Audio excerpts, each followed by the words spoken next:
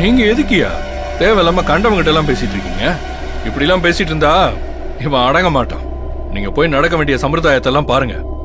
இவன் என்ன பண்ணுவான்னு நான் பாத்துறேன். டேய், அசிங்கப்பட்டதெல்லாம் போதலன்னு நினைக்கிறியோ? இன்னொரு தடவை நீ என்கிட்ட அடி வாங்குவ சொல்லிட்டேன். இங்க பாருடா, டவுன் தம்பிக்கு வர கோவத்தை. தம்பி, அடி வாங்கினது வேணா நானா இருக்கலாம், ஆனா அசிங்கம் நடந்தது எனக்கு இல்ல. வா, நீ உயிருக்கு உயிரா நினைக்கிறிய இந்த அழகப்பன் குடும்பத்துக்கு.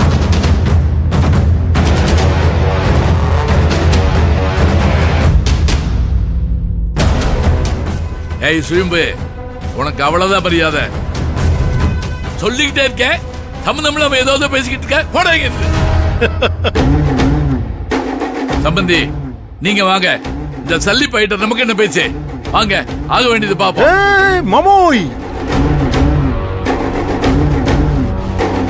உங்க மூத்த பொண்ணுக்கு நடக்க வேண்டிய கல்யாண சம்பிரதாயத்துக்கு முன்னால ஒரு வளகாப்பு விழா நடத்த வேண்டியிருக்கு.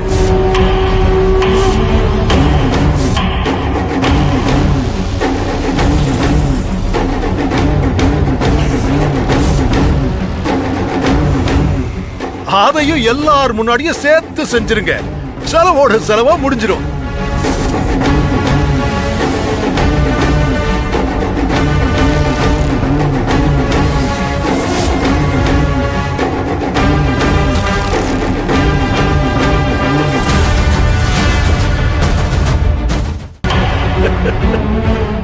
என்ன பாக்குறீங்க?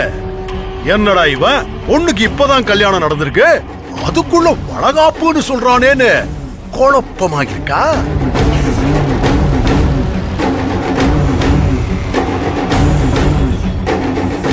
ரொம்ப குழம்பாதீங்க, நானே குழப்பத்தை தெளிவுபடுத்துறேன்.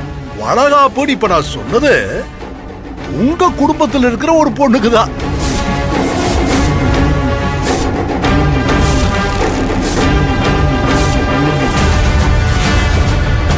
ஆனா அந்த பொண்ணு உங்க பெரிய பொண்ணு கோகிலா இல்ல.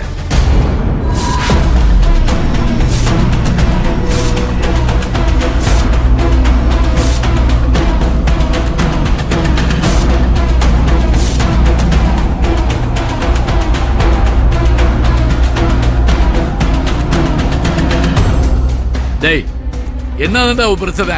நான் ரொம்ப பொறுமையா பேசிக்கிட்டு இருக்கேன். வந்திருக்கவங்க முன்னாடி எந்த பிரச்சனையும் வேணாம்னு எச்சரிக்கையா சொல்லும் போதே அமைதியா போயிரு. அதான் உனக்கு நல்லது.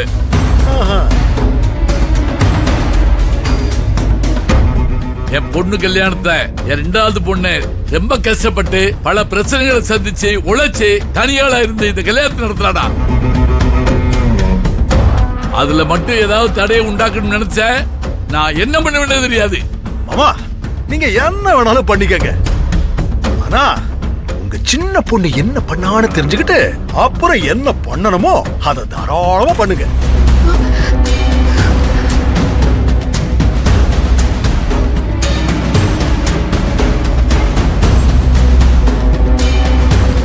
என்னமோ சொன்னீங்க, உன் சின்ன பொண்ணு சென்னைக்கு போய் உழைச்சு கஷ்டப்பட்டு இந்த கல்யாணத்தை நடத்துறான்னு.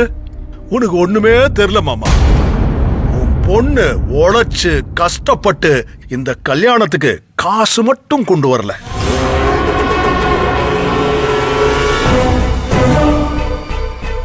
கல்யாணமே ஆகாம உன் குடும்பத்துக்கு உன் சின்ன பொண்ணு ஒரு வாரிசையும் கொண்டு வந்திருக்கா.